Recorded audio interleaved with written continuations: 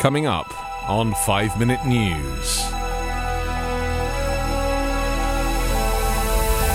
Eli Lilly caps price of insulin at $35 after Biden pressure. Chicago Mayor Lori Lightfoot loses re-election bid. And rescuers comb wreckage of deadly train crash in Greece. It's Thursday, March 2. I'm Anthony Davis.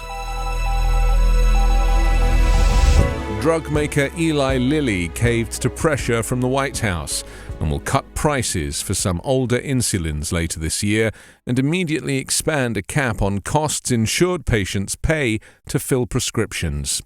The move announced yesterday promises critical relief to some people with diabetes who can face annual costs of more than $1,000 for insulin they need in order to live. Lilly's change also comes as lawmakers and patient advocates pressure drug makers to do something about huge profits caused by soaring prices. Lilly said it will cut the list price for its most commonly prescribed insulin, Humalog, and for another insulin, Humulin, by 70% in the fourth quarter, which starts in October. The drug maker didn't detail what the new prices would be.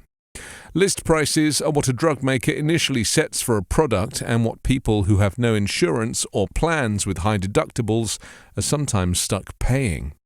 Patient advocates have long called for insulin price cuts to help uninsured people who would not be affected by price caps tied to insurance coverage. Lilly CEO David Ricks said in a statement that it will take time for insurers and the pharmacy system to implement its price cuts, so the drug maker will immediately cap monthly out-of-pocket costs at $35 for people who are not covered by Medicare's prescription drug program. Lilly said people without insurance can find savings cards to receive insulin for the same amount at its insulinaffordability.com website. Chicago Mayor Lori Lightfoot has lost her bid to lead the United States' third largest city for a second term after failing to qualify for the runoff election in a race where public safety took center stage.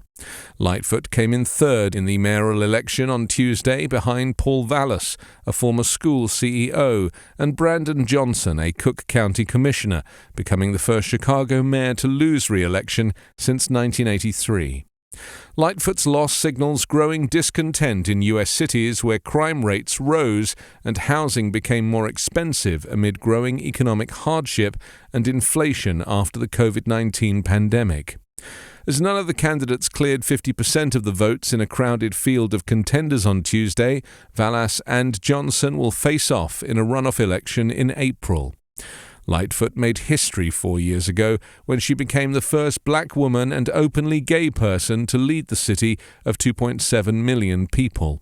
She promised to put an end to corruption and backroom dealing in local politics, but her tenure was marred by mounting challenges that faced other major cities as well.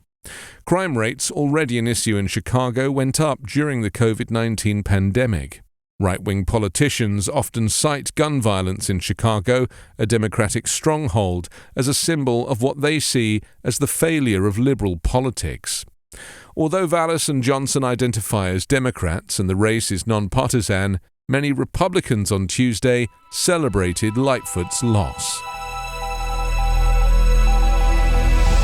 Rescuers searched late into the night on Wednesday for survivors amid the mangled, burned-out wrecks of two trains that collided in northern Greece, killing at least 43 people and crumpling carriages into twisted steel knots in the country's deadliest rail crash.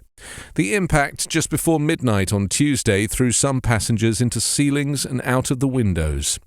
The Greek Prime Minister called the collision of the passenger train and a freight train a horrific rail accident without precedent in our country and pledged a full independent investigation.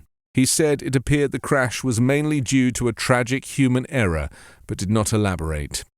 The train was carrying 350 passengers, many of them students returning from raucous carnival celebrations. While the track is double, both trains were travelling in opposite directions on the same line near the Vale of Tempe, a river valley about 235 miles north of Athens. Authorities arrested the station master at the train's last stop in the city of Larissa. They did not release the man's name or the reason for the arrest, but the station master is responsible for rail traffic on that stretch of the tracks. He was due to appear before a prosecutor today to be formally charged. The transportation minister resigned, saying he was stepping down as a basic indication of respect for the memory of the people who died so unfairly. He said he made every effort to improve a railway system that had been in a state that doesn't befit the 21st century. But he added, when something this tragic happens, it's impossible to continue as if nothing has happened. Emergency workers used cranes and other heavy machinery to move large pieces of the trains, revealing more bodies and dismembered remains. The operation was to continue overnight, with firefighters proceeding painstakingly through the wreckage. It's unlikely there will be survivors, but hope dies last, one rescuer said.